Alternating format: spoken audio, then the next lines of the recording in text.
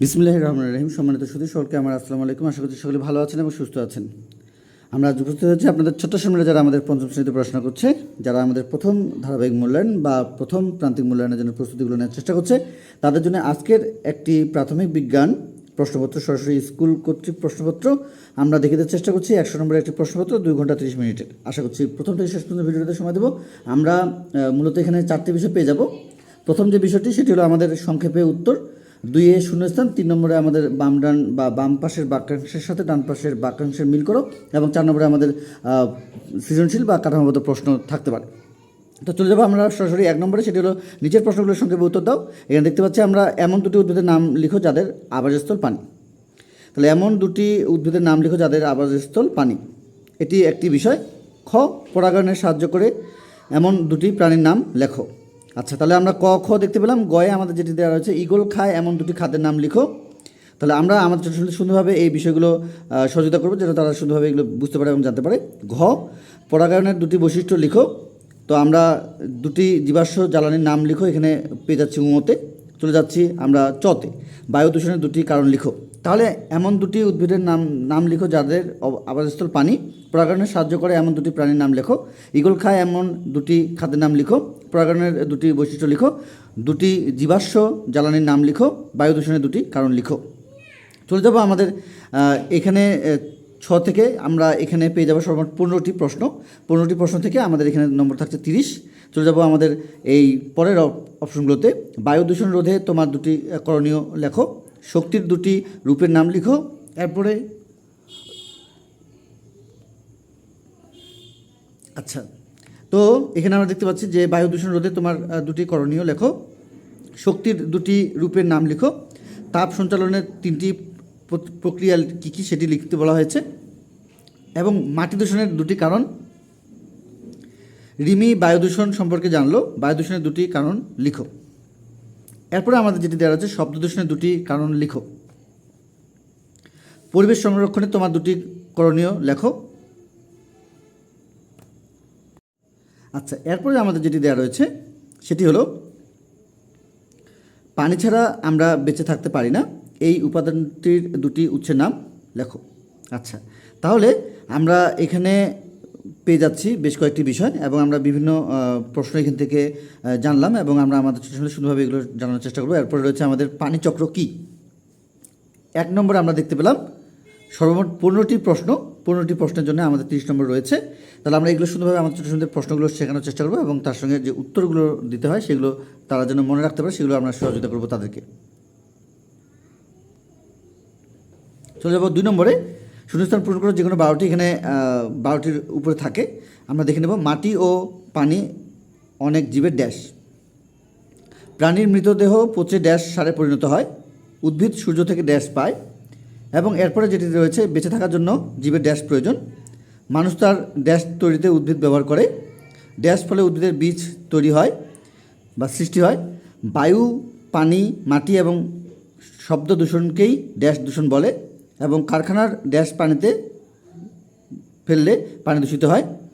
আচ্ছা, উদ্ভিদ দেহের প্রায় ড্যাশ ভাগ পানি, মানব দেহের শতকরা ড্যাশ ভাগ পানি। আচ্ছা, এরপর আমাদের যেটি দেওয়া রয়েছে সেটি হলো প্রাণীদেহে পানি খাদ্য ড্যাশ সাহায্য করে। কোনো কিছু করার সামর্থ্যই হলো ড্যাশ। আচ্ছা, তো আমরা এখানে কয়েকটি বিষয় পেয়ে যাচ্ছি। সেটি হলো এখানে আমরা দেখতে পাচ্ছি যে 12টি দেওয়া রয়েছে, পরে কয়েকটি রয়েছে সেগুলো দেখিয়ে দেওয়ার চেষ্টা করছি। এবং 3 নম্বর এবং 4 নম্বরের জন্য আমরা অবশ্যই সম্পূর্ণ বিষয়টি দেখব, এবং এই অনুযায়ী আমাদের ছোটো ছোটো প্রস্তুতিগুলো নেওয়ার চেষ্টা করব, যাতে করে তারা পরীক্ষায় ভালো করে অংশগ্রহণ করতে পারে। আচ্ছা, এখানে আমরা দেখতে পাচ্ছি যে বস্তু ড্যাশ থেকে শব্দের সৃষ্টি হয়। উদ্ভিদ বায়ুর ড্যাশ সাহায্যে খাদ্য তৈরি করে। বায়ু দূষণ মানুষের ড্যাশ জন্য ক্ষতিকর।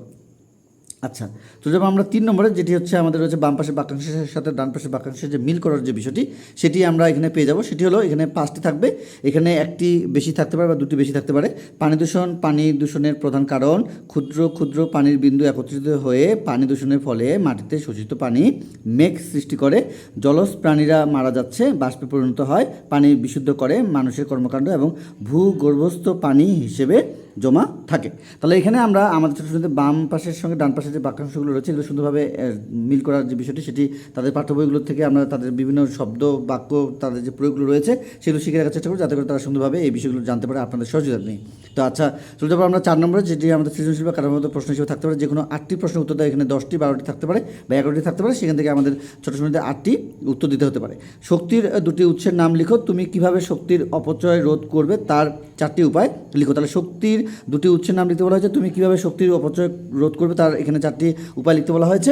খ, পানির একটি অণু কী কী দিয়ে গঠিত হয়, তরল অবস্থায় পানির অণুগুলোর অবস্থান সম্পর্কে 2টি বাক্য লিখো। তাহলে পানির একটি অণু কী কী দিয়ে গঠিত হয়, তরল অবস্থায় পানির অণুগুলোর অবস্থান সম্পর্কে এখানে লিখতে বলা হয়েছে 2টি বাক্যে। এরপরে চলে যাব গ, গয়ে বেঁচে থাকার জন্য মানুষ নির্ভর করে এমন 3টি জড়বস্তুর নাম লিখো, জীব কীভাবে জড়ের উপর নির্ভরশীল এই সম্পর্কে 3টি বাক্য লিখো।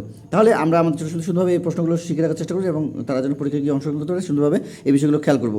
বেঁচে থাকার জন্য মানুষ নির্ভর এমন 3টি জড়বস্তুর নাম লিখো, জীব কীভাবে জড়ের উপর নির্ভরশীল তা এই সম্পর্কে 3টি বাক্য লিখতে বলা হয়েছে।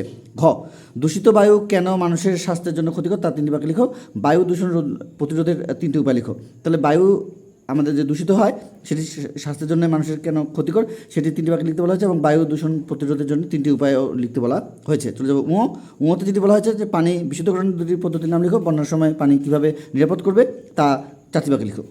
তাহলে পানি বিশুদ্ধকরণের পদ্ধতি 2টি লিখতে বলা হয়েছে, বন্যার সময় পানি কীভাবে নিরাপদ করবে তার 4টি বাক্যে লিখতে বলা হয়েছে। এরপরে চলে যাচ্ছি চ, নিরাপদ পানি কি, পানি বিশুদ্ধকরণের 4টি প্রক্রিয়ার নাম, নিরাপদ পানি কি, পানি বিশুদ্ধকরণের 4টি প্রক্রিয়ার নাম লিখো। এরপরে রয়েছে ছ, পানি 2টি প্রাকৃতিক উৎসের নাম লিখো, প্রাণীদেহে পানির 4টি প্রয়োজনীয়তা লিখো। আচ্ছা, চলে যাব বর্গীয় জ, শব্দ দূষণ কী, শব্দ দূষণের 4টি ক্ষতিকর প্রভাব লিখো, শব্দ দূষণ কী, শব্দ দূষণের 4টি ক্ষতিকর প্রভাব লিখো। চলে যাব আমাদের ঝ, শব্দ দূষণের 2টি উৎসের নাম লিখো, শব্দ দূষণ রোধে তোমার 4টি করণীয় কী সেটি লিখতে বলা হয়। আচ্ছা, এরপরে আমরা লাস্ট যে প্রশ্নটি দেখতে পাচ্ছি ইঁতে, পরিবেশ দূষণের 3টি কারণ লিখো, পরিবেশ দূষণ রোধের 3টি পরামর্শ লিখো। তাহলে আমরা এখানে দেখতে পেলাম সর্বমোট 10টি প্রশ্ন।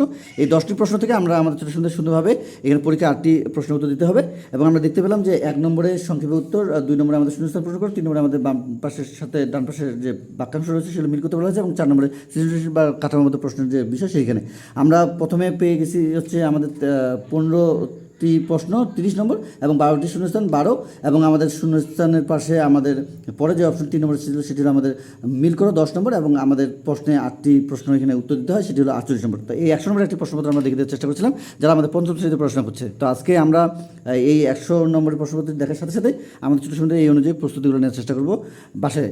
তো আমরা চেষ্টা করছিলাম আপনাদেরকে আপনাদের ছোটো সময় যারা পঞ্চম শ্রেণীতে পড়াশোনা করছে তাদের বাংলা ইংরেজি গণিতগুলো বিভিন্ন বিষয়ের উপরে তাদের জন্য প্রশ্নপত্রগুলো সরাসরি যেভাবে আমরা সংরক্ষণ করেছি সেখান থেকে দেখে দেওয়ার চেষ্টা করছি।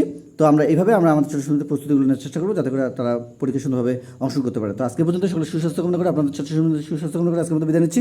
খোদা হাফেজ।